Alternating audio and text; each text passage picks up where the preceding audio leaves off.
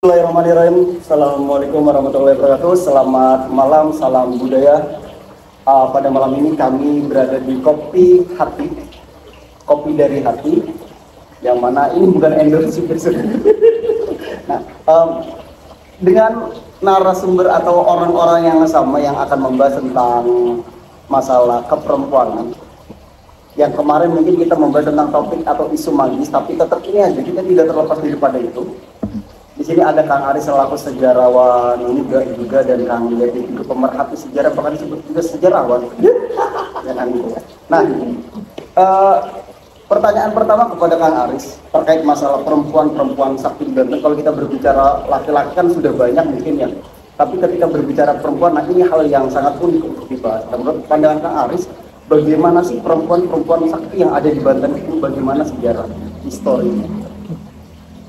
Baik, bagi teman-teman sekalian yang ada di rumah, ini perspektif saya dan teman-teman saya. Mungkin akan ada banyak problematika karena saya menulis tentang salah satu tokoh perempuan di Banten pada abad 19, salah satu provokator penggerak gerakan sosial pada 1836 yang dikomandoi oleh Mas Gamparan. Mas Gamparan itu sosok yang sakti, yang dimana Mas Gamparan itu mampu mobilisasi kiai dan petani. Bayangkan saja seorang tokoh perempuan mengobarkan semangat untuk melakukan pergerakan gitu. Tapi hal yang menariknya adalah Mas Gamparan ini melakukan ritual ziarah kubur dulu gitu. Ziarah kuburnya itu kalau di dalam arsip itu dijelaskan bahwa mereka berziarah ke Kiai Agung, ya, Kiai Agung yang disakralkan. Tapi untuk semoga Allah meridhoi jihad mereka, memberikan mereka perlindungan, gitu, sehingga menimbulkan semangat dari para petani dan para kiai. Nah, sebenarnya perempuan-perempuan Banten itu terkenal sakti juga karena berhasil membunuh pimpinan kolonial Belanda ya di geger Cilegon gitu, kayak Hitam Sida dengan Tusukonde yang ada di kepalanya itu berhasil membunuh istri atau gables gitu. Itu sangat menarik bagi saya karena seorang sosok perempuan bisa memimpin para ulama, memimpin para kiai, terus kemudian ziarah terlebih dahulu. Nah, mungkin kesaktian itu dulu masih make sense, atau sampai sekarang juga masih make sense ya, tarekat atau kepercayaan lain. Iya, begitu. Iya. Jadi artinya banyak sekali tokoh-tokoh perempuan yang ada di Banten juga terlibat atau andil dalam perlawanan tentang pemberontakan atau perlawanan rakyat Banten lah. Nah, tapi tadi kan menurut perspektif Kang Aris dari perspektif sejarah abad 19, kemudian di sini ada Kang Devi. Kang Devi ini kalau kita berbicara perspektif keperempuanan dalam isu perlawanan. Sejauh ini bagaimana pandangan Kang Devi seputar keperempuanan di tanah Banten? Memang yang saya lihat sekarang ini juga kayak kontestasi politik di Banten ya, itu luar biasa. Wanita-wanita Banten ikut andil dalam presentasi ini. Jadi mungkin keras dari zaman dulunya, wanita-wanita Banten tidak mau berdiam diri dalam rumah, kayak yang pekerjaan sehari-hari masak atau pekerjaan rumah, tapi lebih cenderung ke ikut berjuang, ikut meramaikan politik-politik yang ada di Banten. Menurut hemat saya sebetulnya dilematis kalau kita melihat dengan sisi agama, karena sisi agama bahwa wanita itu sebetulnya tidak dianjurkan dan menjadi pemimpin. Tapi di Banten mungkin betul kata Pak Kang Aris tadi bahwa dari zaman dulu itu wanita itu ikut berjuang melawan penjajah, dan sekarang pun ikut berjuang untuk memenangkan memajukan Banten. dari segi lain sah-sah saja, hanya saja mungkin ada pro kontra dimanapun pasti ada pro kontra. Pandangan saya cuma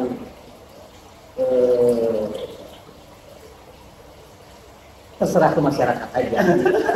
Itu jadi kalau saya berbicara tidak boleh, itu nanti seperti saya menghukum wanita itu tidak boleh maju kita berpikir ke depan. Tapi kalau membolehkan secara agama juga ada batasan-batasan wanita itu untuk melangkah.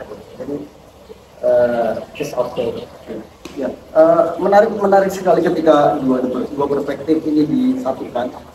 Lari kepada sebuah sejarah nyata tentang tadi story bagaimana Mas Gamparan melakukan perlawanan yang bernama Cikande ya, namanya peristiwa Cikande. Nah, apa sih permasalahan sebenarnya? Ini apa sih permasalahan? Kenapa perempuan mau terjun, mau terlibat, sedangkan orang banyak yang bertanya-tanya? Ya, saya rasa sosok Mas Gamparan ini, terutama dari masyarakat Banten itu sangat menunggu-nunggu Ratu Adil ya. Ratu Adil itu sangat dinantikan oleh masyarakat Banten yang sangat fanatik terhadap agama Islam, gitu. Sehingga mereka butuh sosok pahlawan yang ingin membebaskan mereka dari peraturan kolonial Belanda, dari tanah partikelir yang saat itu ternyata dikorupsinya bukan oleh Belanda tapi oleh para pribuminya. Bayangkan saja pribumi itu juga pejabatnya pada korupsi, tapi mengatasnamakan Belanda, sehingga muncullah sosok Nimas Gamparan ini. Saya rasa Nimas Gamparan juga mempunyai tujuan terselubung.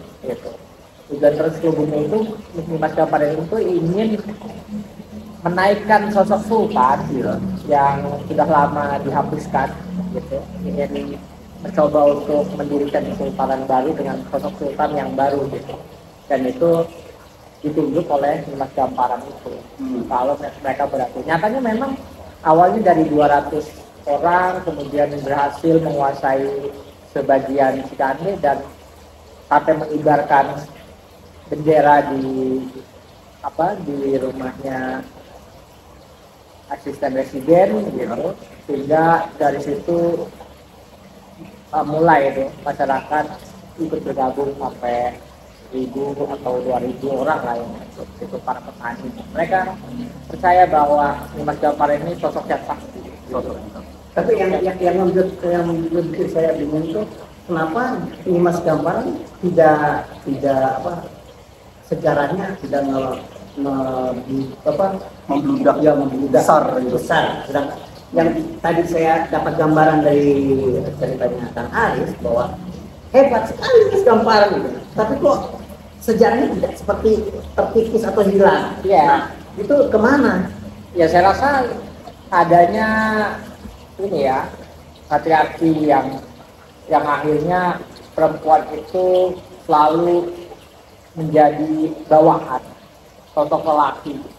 Kalau sosok lelaki itu semuanya memiliki kekuatan yang besar gitu, dalam mengendalikan sosok perempuan, gitu ya.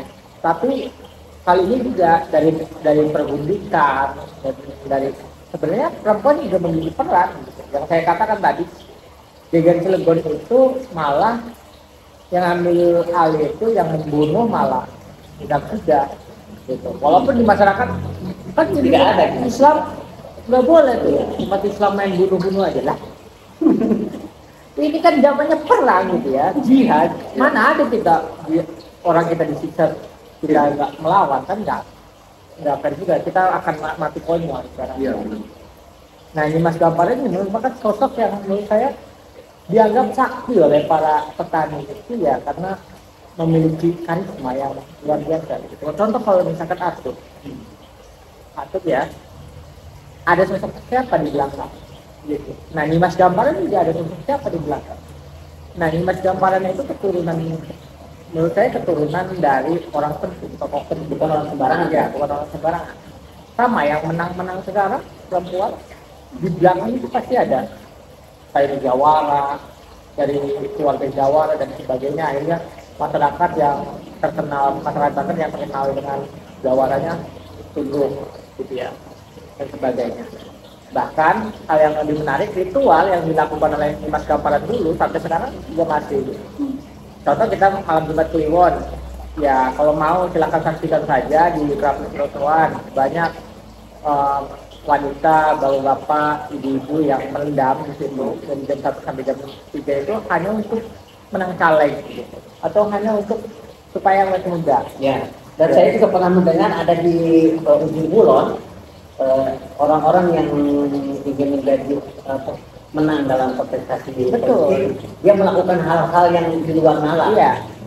Ya itulah mungkin sosokan menurut saya perempuan itu sakti.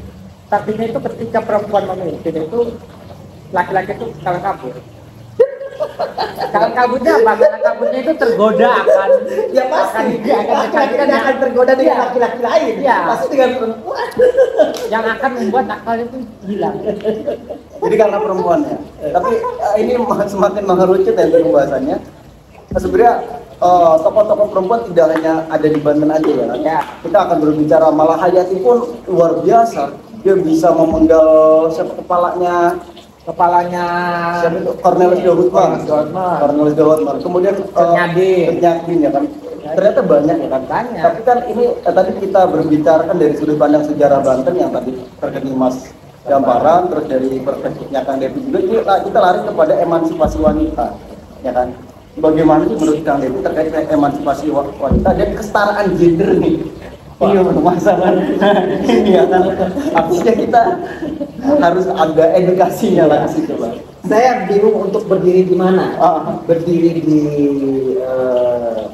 secara pandang ulama Banten, apa saya berdiri di masyarakat Banten. Soalnya masyarakat Banten sekarang sudah mulai teredukasi bahwa persamaan gender. Yeah. Karena kalau berdiri di ulama Banten masih tetap ulama Banten masih mengeluh-elukan bahwa lebih utama laki-laki ketimbang perempuan. Jadi kita dipimpin oleh laki-laki daripada perempuan. Saya hanya bisa memberi gambaran saja bahwa saya tidak bisa mengatakan bahwa betul ulama salah itu pemikiran-pemikiran masyarakat Banten dan ataupun sebaliknya.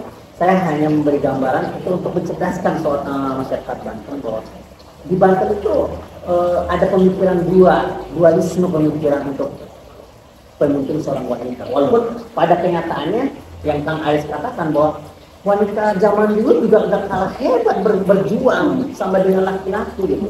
Tapi kembali lagi kalau kita berbicara agama, emang ada takanan di sana gitu. Ada seperti ada pemisah bahwa di mana perempuan itu berdiri, di mana laki-laki itu berdiri. Ada hijab. Iya, seperti itu. Ya, memang kalau kita lihat emang harus seperti itu sih ya. Ada dua sudut pandang yang berbeda gitu kan. Tapi ini menarik dan tadi karena di sini ada dua orang, makanya saya harus memilah biar nanti pembahasannya itu tidak kemana-mana. Aris tadi bilang bahwasanya banyak sekali orang-orang Banten yang pergi ke Surosoan untuk berendam memandi ya kan segala macam ya kan. Kita akan berbicara tentang pengaruh magisnya berarti ya kan. Ya. Pengaruh magis daripada Dimas Gamparan. Nah, ada salah satu sahadat Banten yang selalu membawakan atau kalau nggak salah kalimatnya Ibu Banten, Ratu Banten ini Ratu Badriah ataupun siapa, terus ada kata Dimas Gamparan lagi di dalamnya. Ya, itu maaf saya potong. Itu bahasa itu ada di manuskrip atau ada di cuman literasi mulut dari mulut ke mulut? Saya rasa itu dari tradisi lisan yang coba untuk akhirnya ditulis. Kalau soalnya makam Badriah itu ada di Tembok Putih, ada Badriah. Terus kemudian silsilahnya juga jelas bahwa dia keturunan Maulana Hasanuddin sampai kali tidak itu. Saya rasa Dimas Gamparan itu masih tetap dikenal di masyarakat Banten, terutama di pembacaan manuskrip. Ada manuskrip itu kan kalau kita baca ada lagunya Asmarandana, Toto Paku dan sebagainya.